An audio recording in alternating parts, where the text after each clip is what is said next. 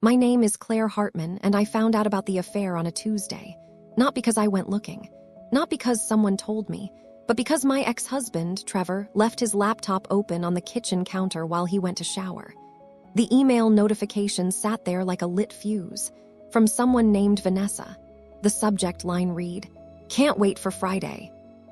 I didn't scream. I didn't throw the laptop. I stood there for maybe 30 seconds, reading words that should have destroyed me. Plans for a weekend getaway. Inside jokes I wasn't part of. A casual intimacy that made 8 years of marriage feel like a performance I'd been watching from the wrong side of the glass. Trevor came back downstairs, towel around his shoulders, still humming whatever song he'd been singing in the shower. He saw me standing there, saw the laptop. His face did that thing faces do when someone realizes they've been caught. A quick freeze, then the scramble for an explanation.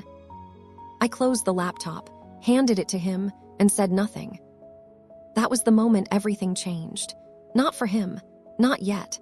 For me, because I realized something standing there in our kitchen, wet hair dripping onto expensive tile we'd picked out together. I realized that giving him the fight he expected would mean playing by rules he'd already broken. So I chose something else. I chose silence. Not the silent treatment, not passive aggression. Actual, complete, strategic silence.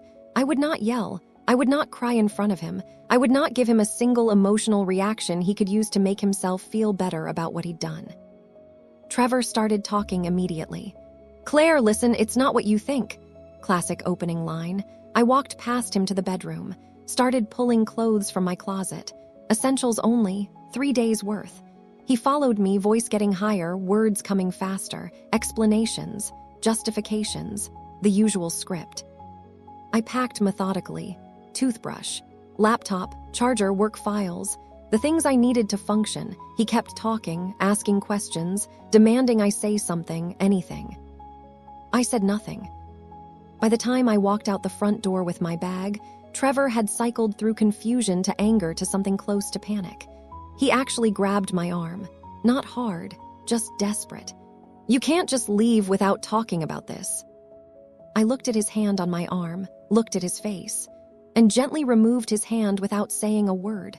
Then I left, got in my car, drove to a hotel I'd stayed at for work conferences, checked in under my own name, paid with my own credit card, the one he didn't have access to. That night my phone started buzzing. Texts from Trevor, first apologetic, then defensive, then apologetic again. 16 messages in 3 hours. I read every single one and responded to none of them. This was day one. I didn't know it yet, but I just fired the opening shot in a war he couldn't win. Because you can't fight silence. You can only fill it. And Trevor was about to spend the next several months desperately trying to fill a void that would only grow deeper the more he tried. To understand why silence worked, you need to understand who Trevor was. He was a talker, a charmer, someone who believed every problem could be solved with the right words delivered at the right moment. His job was sales, high-end commercial real estate. He made a living convincing people to see value where they hadn't seen it before. And he was good at it, really good. That's how he'd handled everything in our marriage. Late nights at work, he'd explain. Forgotten anniversary, he'd make it romantic after the fact.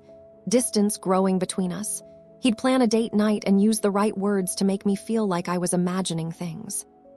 Words were his tool, his weapon, his shield. Take away his ability to talk his way out of something, and you took away his power. I knew this because I'd spent 8 years watching him work, watching him turn angry clients into loyal customers, watching him diffuse arguments with colleagues, watching him smooth over problems with his family, always talking, always explaining, always controlling the narrative. My silence removed his ability to control anything. Day 2, I woke up in that hotel room and checked my phone. 23 new messages, 4 voicemails, all from Trevor. The messages had evolved overnight, less apologetic now, more demanding. "We need to talk about this like adults. You can't just shut me out. This is childish." Interesting choice of words. Childish. Because what's more childish than expecting someone to engage with you on your terms after you've betrayed them? I got ready for work, Same routine as always. Coffee, shower, professional clothes. I worked as a contracts manager for a tech company. My job was reading the fine print, finding the loopholes, protecting my company from exactly the kind of smooth-talking Trevor specialized in. Ironic when you think about it. I spent my days catching people who thought they were smarter than the system, and I'd missed the biggest deception in my own home. But that was changing. I drove to work, parked in my usual spot, walked into the office like it was any other Wednesday. My assistant, Keisha, looked up when I came in. She could tell something was off. 8 months working together means you develop radar for these things.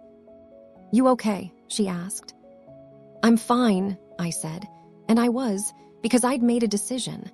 I wasn't going to let Trevor's choices break me in public. Whatever happened next would happen on my terms.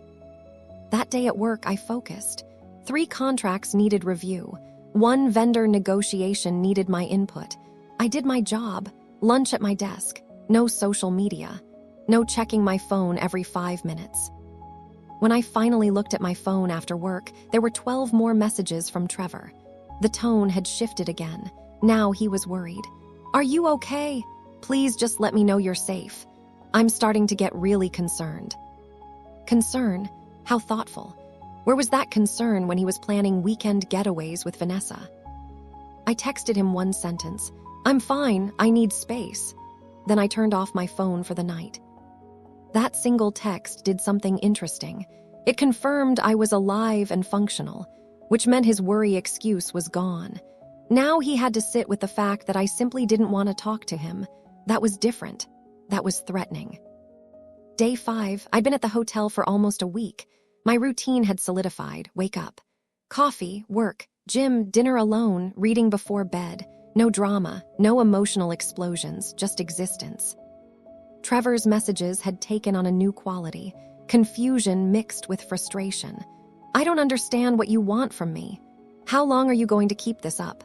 We can't solve anything if you won't talk." That last one made me smile. A small, private smile no one saw, because he'd finally said the quiet part out loud. He needed me to engage so he could fix it. Fix me. Fix us. Use his words to rebuild what he'd broken. But I didn't need fixing. I wasn't broken. I was thinking, clearly, for the first time in months, maybe years. During lunch that day, I met with a lawyer, Diane Wu. She came recommended by a colleague who'd gone through a divorce 2 years earlier. Diane was in her 50s, sharp gray suit, sharper eyes. She listened to my story without interruption, took notes, asked precise questions. "Do you want to try counseling first?" she asked. "Some couples find their way back." "No," I said. "I want to know my options." "Smart," Diane said. "Always good to know where you stand legally before making emotional decisions." She outlined the basics. Washington was a no-fault divorce state. Community property. 8 years of marriage meant potential spousal support considerations. Our house, our accounts, our shared life that would need to be divided into 2 separate existences. "How long does it usually take?" I asked. "Depends on cooperation. Anywhere from 3 months to a year, longer if he fights." She looked at me carefully. "Is he going to fight?"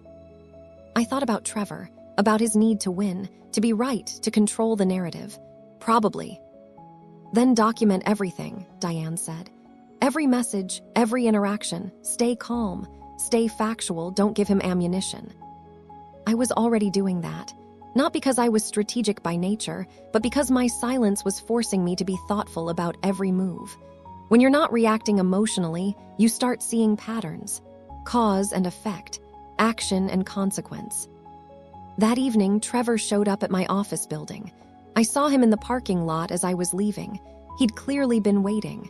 His car was parked 3 spots from mine. He got out when he saw me, walked over, tried to look casual and failed. "Claire, please, just 5 minutes." I looked at him, really looked at him. He looked tired, stressed. Good. I walked past him to my car, unlocked it, got in. He stood there, helpless, watching me drive away. No yelling, no scene, just the simple act of not giving him what he wanted. 2 weeks in, Trevor's messages had decreased in frequency but increased in intensity. He'd moved past explanations into bargaining. "I'll do whatever you want. We can go to counseling. I'll cut off all contact with her. Just please talk to me." Her, Vanessa, I'd done some research, not stalking, just basic information gathering. LinkedIn, Facebook. She was 26. Worked in marketing for a firm Trevor's company did business with. Pretty in that generic Instagram way. Lots of photos at bars, at brunches, living her best life. I felt nothing looking at her pictures. No jealousy, no rage, just a kind of distant curiosity, like looking at evidence in a case file, which I suppose it was. What interested me more was watching Trevor's public facade start to crack. He'd always been meticulous about his image. Clean car, pressed shirts, perfect hair. The kind of guy who looked successful because he worked at looking successful. But I heard from Keisha, who heard from her friend Marcus, who worked at Trevor's company, that Trevor was slipping, missing meetings, short with clients. One deal had fallen through because Trevor forgot to follow up on paperwork. That was unlike him. Trevor never forgot details when it came to work. Work was where he won, where his talking worked, where he was in control. Except now he wasn't in control of anything, and it was starting to show. I should mention that during all of this, I wasn't sitting around obsessing over Trevor. I was living my life, better than I had been actually. I'd started going to a yoga class 3 mornings a week, not because I was trying to improve myself or get revenge hot, but because I had time now. Time that used to be spent managing Trevor's moods, his schedule, his needs. Turns out, when you remove a person who takes up a lot of space, you discover how much space you actually have. At work, I got promoted, not because of the divorce, because I'd been doing good work and a position opened up. Senior contracts manager, better title, better pay. My boss, Patricia, called me into her office to tell me. "You've been solid these past few months," she said. "Reliable, focused. We need more of that on the team." I thanked her, meant it, went back to my desk and added the news to the list of things Trevor would never get to celebrate with me. That night he called. I almost didn't answer, but something made me pick up. Maybe curiosity, maybe timing, hard to say. "Claire," his voice sounded raw, like he'd been crying or yelling or both. "Please, I can't do this anymore." I waited, said nothing. "I know I messed up, I know I hurt you, but this silence, it's killing me. It's worse than if you just screamed at me. At least then I'd know what you're thinking." There it was, the admission. My silence was worse than anger, worse than tears, because anger he could apologize to, tears he could comfort. Silence gave him nothing to work with. "I need to know what you want," he said. "Are we done? Are you coming back? Just tell me something." I spoke for the first time in 2 weeks. "I'll let you know." Then I hung up. Trevor's family started reaching out. His mother called. His sister texted, both with the same message, just wrapped in different words. "Trevor's really struggling. He made a mistake, but he loves you. Can you at least talk to him?" I responded politely. "I appreciate your concern. This is between Trevor and me." Short, civil, final. His mother tried again. Called me at work, somehow got through to my direct line. "Claire, honey, I know he messed up, but marriage is about forgiveness, about working through the hard times." "You're right," I said.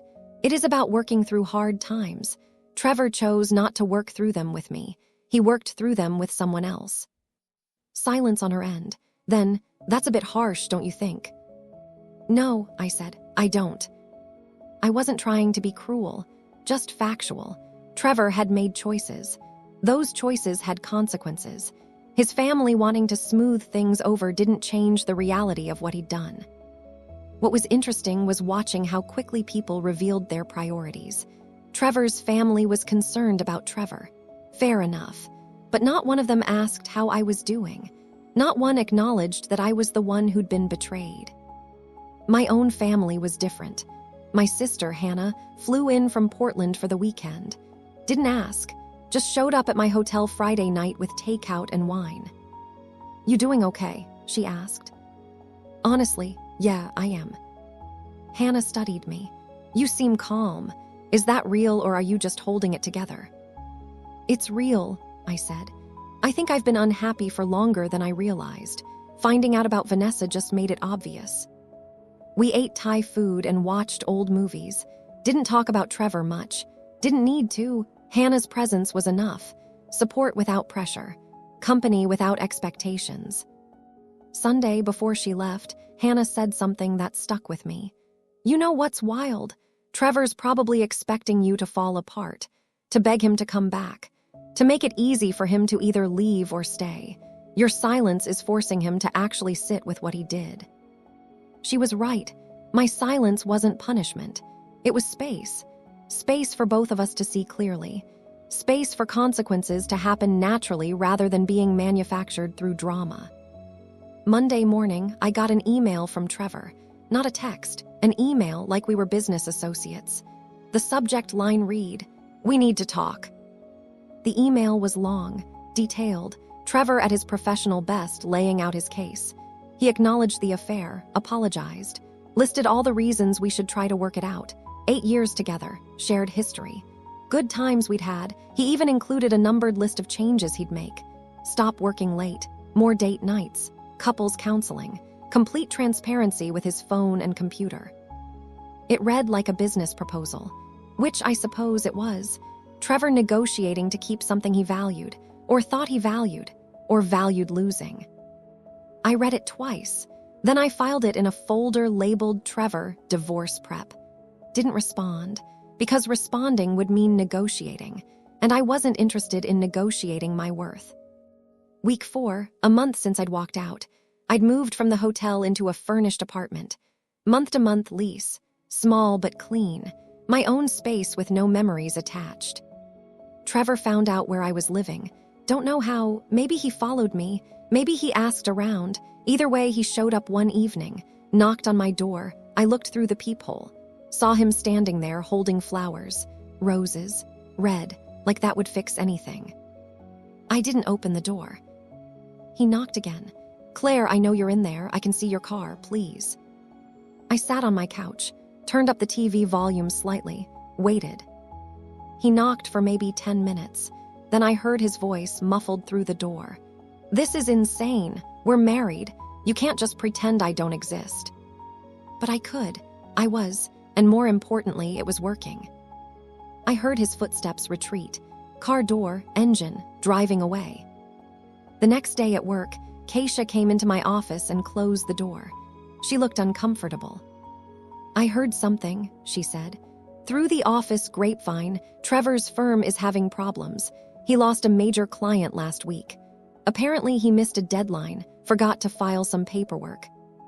"That doesn't sound like him," I said, and it didn't. Trevor was meticulous with work stuff. "That's what I thought," Keisha said. "But Marcus said Trevor's been different lately. Distracted, short-tempered. Last week he snapped at his assistant in front of everyone." I absorbed this. Trevor's perfect professional facade was crumbling. Not because I was doing anything to him, but because he was doing it to himself. The guilt, the stress, the inability to control the narrative with me was bleeding into every other part of his life. "Thanks for telling me," I said. Keisha hesitated. "You're really not going back to him, are you?" "No," I said, "I'm not." "Good," she said. "You deserve better than someone who'd do that." That evening, I met with Diane again, filed formal divorce papers. No fault. 50-50 split of assets. I wasn't asking for spousal support. Wasn't trying to take him for everything. Just wanted out. Clean break, new start. "He's going to lose it when he gets served," Diane said. "Probably," I agreed. "You okay with that?" "I'm okay with whatever happens," I said. "I can't control his reactions, only my own choices." Trevor got served at his office 3 days later. I know because he called me 17 times that day, left 4 voicemails, each one progressively more desperate. "You can't do this without talking to me first. We can work this out. You're throwing away 8 years over one mistake. Please, don't do this." I listened to each voicemail once, then deleted them because they weren't for me. They were for him, a way to process his feelings by throwing them at me. I didn't need to carry that weight. Trevor showed up at my work. Security called up to my office. "There's a Trevor Hartman in the lobby asking to see you. Should we send him up?" "No," I said.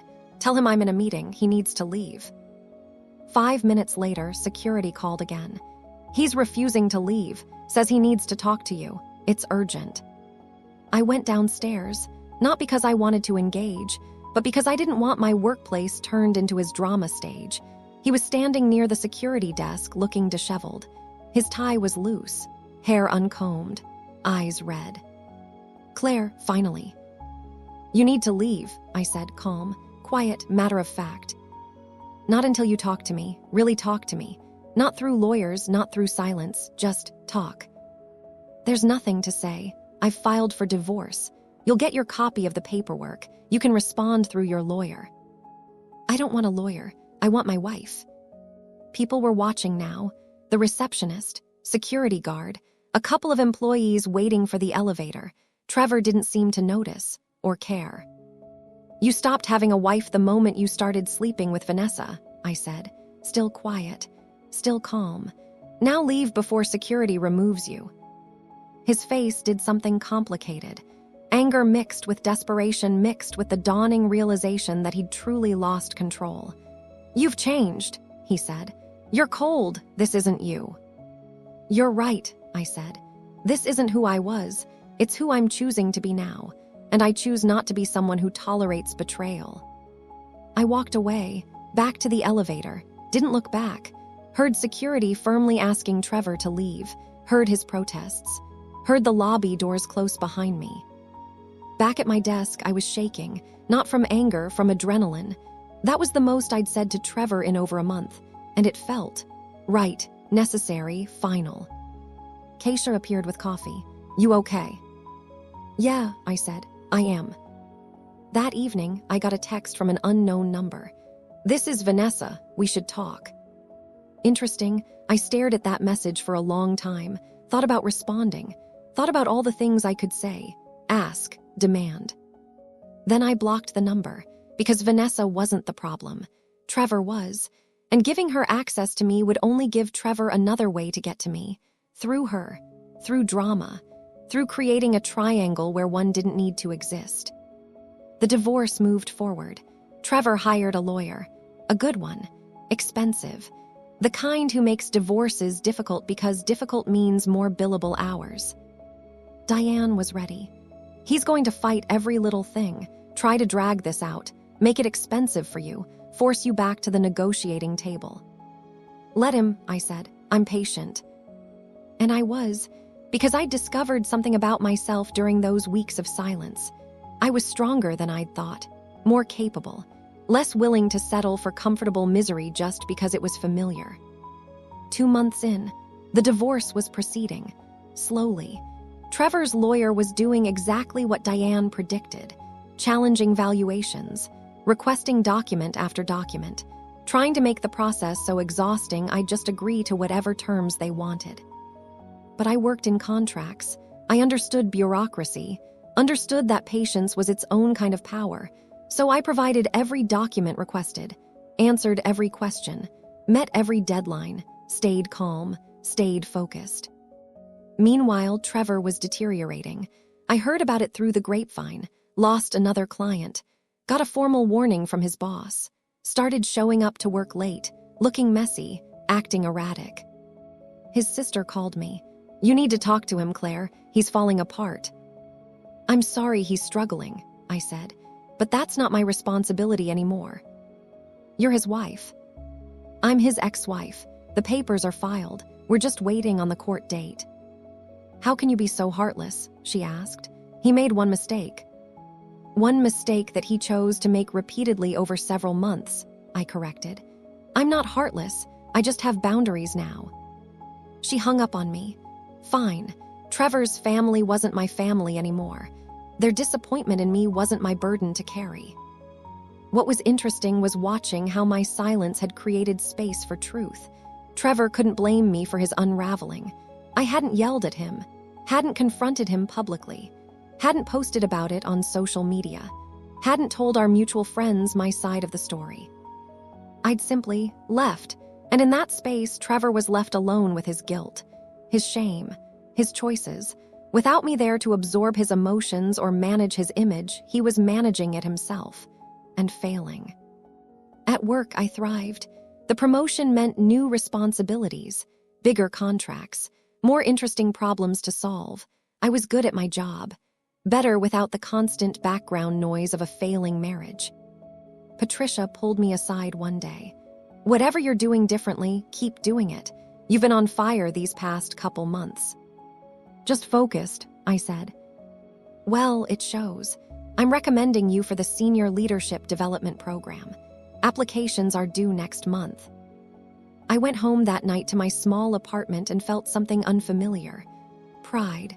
In myself. For myself. Not contingent on anyone else's approval or validation. I'd spent years trying to be the wife Trevor needed. Supportive. Accommodating. Flexible. Ignoring red flags because addressing them would mean conflict.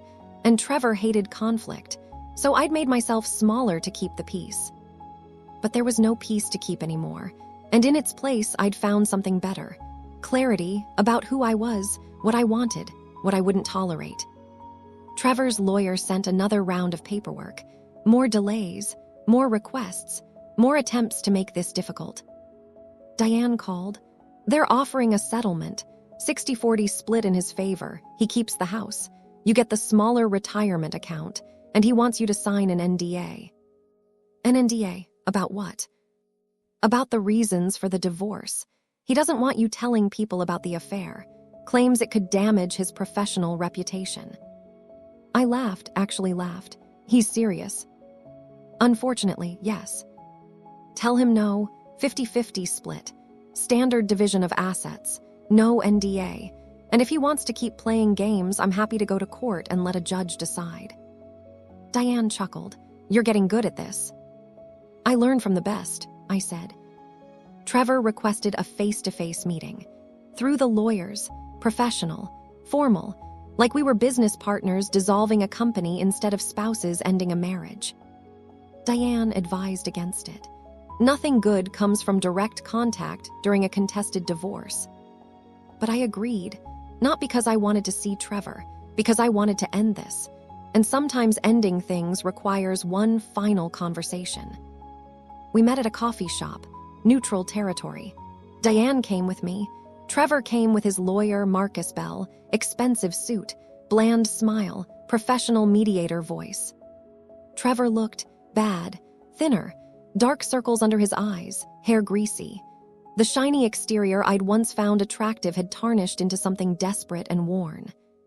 He tried to make eye contact. I kept my focus on Marcus Bell. "My client is willing to negotiate," Bell said, "in the interest of resolving this quickly and avoiding costly court proceedings." "I'm listening," Diane said. They went back and forth. Numbers, assets, timelines. The language of ending filtered through legal terminology. Trevor sat silent, unusual for him. Maybe his lawyer had warned him that talking would hurt his case. Finally, Bell said, "Mr. Hartman would like to speak directly to Mrs. Hartman, if that's acceptable." Diane looked at me. I nodded. Trevor leaned forward. "Claire, I need you to understand, I never meant to hurt you." "But you did," I said, simple, factual. "I know, and I'm sorry. I've been trying to show you how sorry I am, but you won't. You won't even look at me." "I'm looking at you now." "No, you're looking through me. Like I'm not even here, like I don't exist." "You exist," I said. "You just don't get to exist in my life anymore." His jaw clenched. "That's it, 8 years and you're just done." "Yes." "What about forgiveness? What about second chances?" "Forgiveness doesn't mean reconciliation," I said. "I can forgive you and still choose not to be married to you. Those aren't mutually exclusive." "I don't understand how you can be so calm about this, so cold." "I'm not cold, I'm clear. There's a difference." Bell interrupted. "Perhaps we should return to the terms of the settlement." We did back and forth, eventually landing on 50-50. Standard division, clean break. Trevor would keep the house, buy out my half over time. I'd keep my retirement account, my car. My independence. Diane drew up the paperwork. We'd sign next week, make it official, then just wait for the court date to finalize. As we were leaving, Trevor stopped me. "Can I ask you something? Just one thing?" I waited. "Did you ever love me, or was this whole marriage just nothing?" I thought about that question, about the young woman who'd married Trevor 8 years ago, about the hope and excitement and genuine belief that we'd build something good together. "I loved who I thought you were," I said, "but I don't think I ever knew who you actually were. Maybe you didn't either." He didn't have a response to that. Neither did I expect one. Some truths don't need discussion. They just need to be spoken. The divorce was finalized on a rainy Thursday in March, 6 months after I'd found that email, 6 months after I'd chosen silence instead of confrontation. I wore a gray suit, professional, appropriate, showed up 15 minutes early. Diane met me in the courthouse hallway. Trevor and his lawyer arrived 10 minutes late. Trevor looked like he'd aged 5 years. The hearing took 20 minutes. The judge reviewed the settlement, asked if we both agreed to the terms. We did. Asked if there was any chance of reconciliation. There wasn't. Signed the papers, made it official. Claire Hartman was now Claire Morrison again. My maiden name, my own identity, separate from Trevor, from the marriage, from the person I'd been when I'd prioritized peace over truth. Walking out of that courthouse, I felt lighter. Not happy exactly. Not sad. Just free. The weight I'd been carrying, the weight of maintaining a failing marriage, of managing someone else's guilt, of absorbing someone else's emotional chaos, was gone. Diane walked me to my car. "You did good," she said. "A lot of people fall apart during divorce. You kept your head." "I had a good lawyer," I said. "You had more than that. You had boundaries. That's rare." I drove back to my apartment. My lease was up next month. I'd been looking at houses. Small ones. Something that was mine. No shared memories. No ghosts of who I'd been when I'd thought compromise meant accepting less than I deserved. That evening, I got a text from Trevor. "I hope you're happy now." I stared at that message for a moment, thought about all the ways I could respond, all the things I could say, the last word I could claim. Then I deleted the message, blocked his number, because my silence had never been about punishing him. It had been about protecting myself, and I didn't need protection anymore. I called Hannah. "It's done." "How are you feeling?" she asked.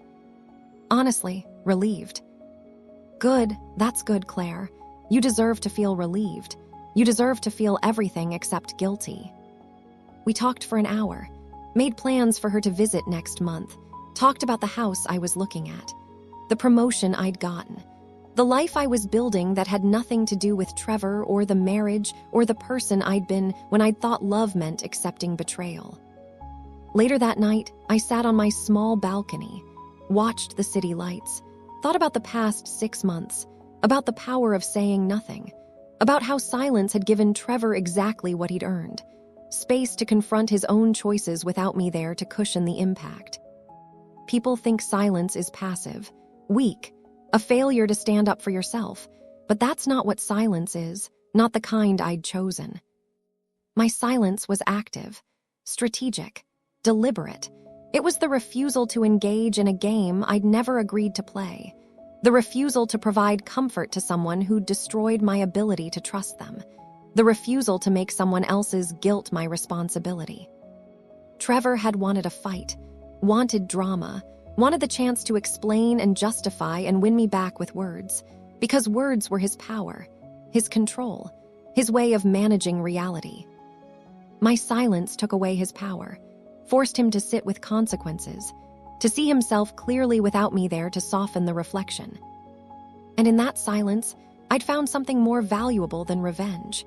I'd found myself, the version of me that existed independent of anyone else's needs or wants or expectations, the version that knew her worth and wouldn't accept less. 6 months ago, I'd found an email and made a choice. Not to yell, not to confront, not to give Trevor the satisfaction of seeing me break. I chose silence, And in that silence, I rebuilt myself. Trevor broke himself. Some people think that makes me cold, heartless, unforgiving. Maybe it does, but I'd rather be cold than weak, rather be heartless than damaged, rather be unforgiving than trapped in a marriage built on lies. The rain had stopped. The city glowed in the clean air after the storm. New, fresh, full of possibility. I raised my coffee cup to the skyline, to the future, to the woman I'd become by choosing to say nothing instead of everything. Silence, I'd learned, was the most devastating response to betrayal, not because it punished the betrayer, but because it protected the betrayed. And sometimes, protection is its own kind of power.